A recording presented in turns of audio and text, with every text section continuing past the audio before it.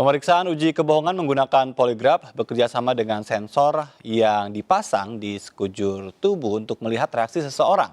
Namun sejumlah ahli menilai hasil pemeriksaan bisa saja bias terhadap orang-orang yang dinilai terlatih.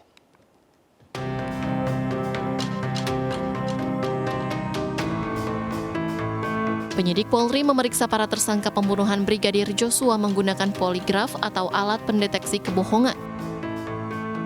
Pemeriksaan berlokasi di Puslap 4 Polri, Sentul, Bogor, Jawa Barat. Pemeriksaan ini dilakukan untuk menguji tingkat kejujuran para tersangka. Terlebih, terdapat sejumlah perbedaan keterangan antar tersangka saat rekonstruksi. Poligraf adalah instrumen yang memantau reaksi fisiologi seseorang. Instrumen-instrumen ini tidak mendeteksi kebohongan, namun hanya dapat mendeteksi reaksi yang dihasilkan seorang pembohong. Alat ini bekerja menggunakan sensor yang dipasang di sekujur tubuh seseorang yang akan diinterogasi. Saat berbohong, timbul reaksi tubuh pada detak jantung, tekanan darah, pernafasan, dan konduktivitas kulit. Hanya saja sejumlah pakar meragukan efektivitas alat ini, terutama pada orang-orang terlatih, karena hasilnya bisa saja bias akibat kemampuan khusus orang yang diperiksa mengelabui alat tes.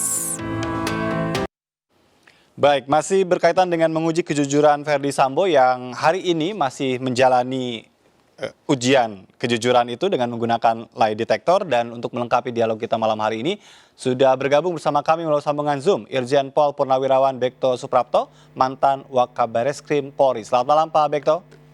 Selamat malam. Terima kasih atas kehadirannya. Langsung saja, ini kalau berbicara tentang jujur dan tidak jujur, seberapa membantukah ini dalam proses penyidikan menurut pengalaman Anda?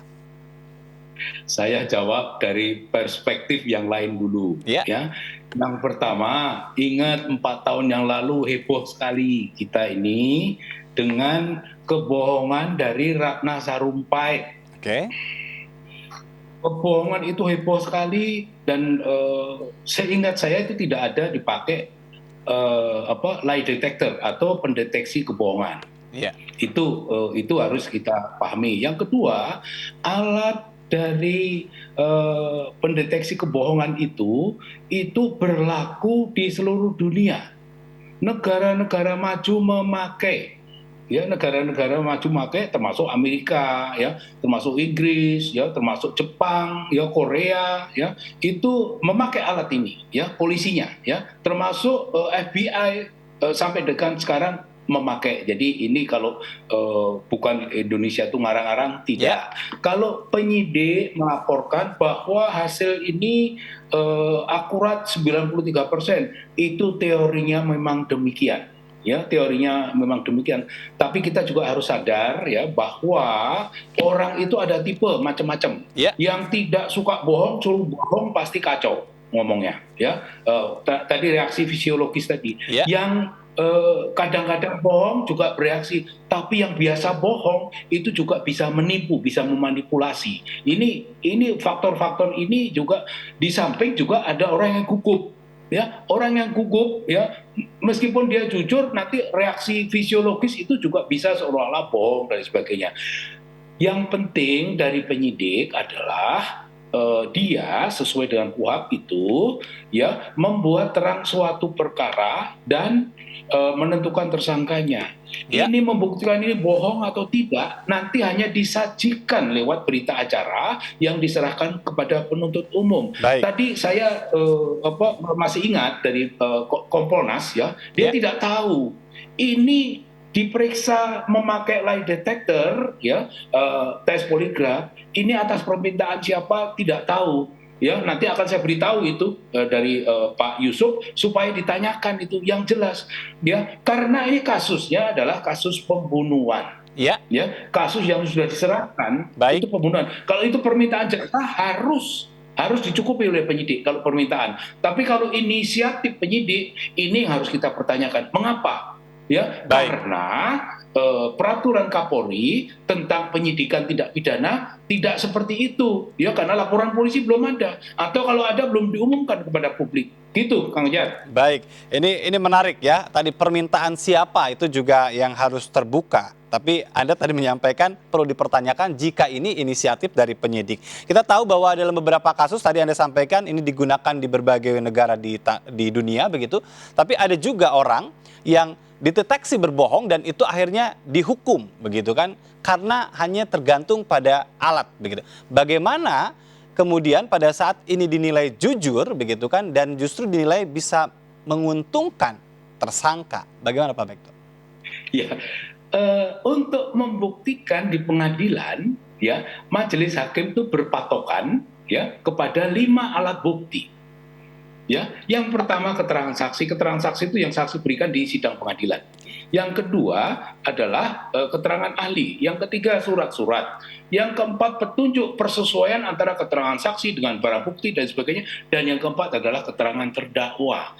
Jadi alat bukti hasil lie detector atau tes kebohongan ini bukan satu-satunya untuk hakim memutus. Ya, saya ulangi, bukan hasil satu-satunya dari uji tes kebohongan bukan satu-satunya menjadikan bahan bagi hakim untuk memutus. Itu hanya barangkali menjadi pertimbangan oleh hakim. Itu pendapat saya. Baik, tapi ada juga keresahan dalam artian bisa jadi ini kan yang diperiksa adalah para tersangka begitu kan, dan mereka itu punya ikatan yang begitu kuat. Jika ya konsistensi itu ditunjukkan oleh mereka yang sekarang jadi tersangka untuk mematahkan ya keterangan-keterangan Barada E sebagai saksi mahkota. Ini bagaimana Anda melihat ini? Tolong dipahami, di samping mereka itu menjadi tersangka, juga mereka menjadi saksi. Ya. Ya, satu ya. Yang kedua, ada alat-alat bukti yang lain. Ya, ada hasil dari pemeriksaan kedokteran forensik. Ada hasil pemeriksaan dari ahli balistik. Ya. Ada pemeriksaan dari Inavis dan sebagainya. Semuanya itu mendukung dan semua nanti akan disajikan oleh jaksa penuntut umum ya untuk meyakinkan hakim bahwa ini betul-betul terjadi pembunuhan. Baik. Syukur pembunuhan itu dapat dibuktikan berencana. Kita tidak perlu khawatir dengan hasil poligraf ya. Sekali lagi karena hasil tes poligraf bukan satu-satunya untuk memutuskan perkara. Baik, sekali lagi tapi ya yang jadi pertanyaan publik juga, ERRKM ini dinyatakan jujur, tapi dalam BAP ini ada ketidaksesuaian atau berbeda keterangan. Bagaimana kita memaknai ini? Begini, ini penyidik, ya, penasihat hukum, ya, penuntut, ya, itu tidak boleh jadi hakim. Ini kekhawatiran itu karena kurang paham. Ya, majelis hakim tidak sendirian. Nanti majelis hakim ada beberapa orang. Mereka nanti akan berdiskusi. Nanti akan diserang oleh jaksanya, penuntut umum itu akan diserang oleh penasihat hukum. Sehingga nanti majelis hakim akan memutuskan ini seadil-adilnya. Kalau menurut saya kok saya nggak khawatir sama sekali dengan tes poligraf ini. Sekali lagi ya, Ratna Sarumpait setahu saya tidak ada tes poligraf juga diputus karena jelas sekali ya bahwa dia berbohong ya, operasi plastik ngakunya dipukulin orang di Bandung dan sebagainya, karena alat buktinya lengkap ya, petunjuk-petunjuknya lengkap, nggak perlu khawatir itu menurut saya. Jadi tidak perlu ada yang dikhawatirkan begitu ya.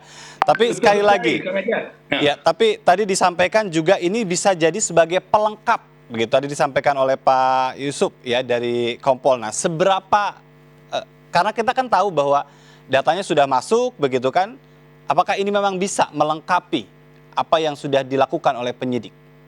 Itu di dalam KUHP itu tidak ada istilah pelengkap dan sebagainya. Itu nanti dalam alat bukti sebagai petunjuk.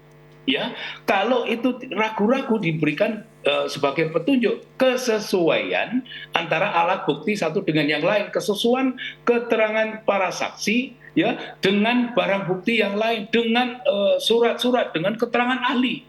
Itu jadi jangan khawatir sama sekali. Saya tidak khawatir sama sekali kalau nanti ini akan melemahkan di dalam peradilan di sidang pengadilan. Baik, jika ini dijadikan sebagai salah satu yang nanti akan menjadi challenge begitu kan di sidang pengadilan, bagaimana sebetulnya memaknai kata jujur dan tidak jujur sebetulnya dalam konteks itu dilakukan oleh pelaku kejahatan? Kalau menurut pendapat saya, ya orang yang jujur itu menolong dia. Karena dia jujur itu menolong diri sendiri. Tidak jujur itu mencelakakan diri sendiri. Karena nanti akan ketahuan. Pada Ya. waktu sidang pengadilan, pembuktian kan di sidang pengadilan. Bukan pembuktian itu pada tes poligraf. Ya. Jadi kalau dia tidak jujur, ngotot dengan keterangan yang hakimnya tahu bahwa itu salah, itu memperberat hukumannya. Baik. Tapi banyak ya yang dalam konteks konsisten tapi itu adalah berbohong karena namanya juga penjahat ya, Pak Bekto ya. Tadi saya katakan dari awal, tipe-tipe orang ada Iya. macam-macam. Baik. Kalau yang biasa bohong, itu ditanya kayak apa ya tetap aja bohong karena Ketahuan. bukan menjadi bukan untuk berbohong. Baik. Ya. Tidak Jadi harus itu menggunakan apa alat bisa berarti kalau kayak mengelabui. gitu ya. Ya. Baik, kita harus break terlebih dahulu Pak Bekto. Kita akan lanjutkan usai jeda. Tetap bersama kami pemirsa, tetap di MNC News Prime.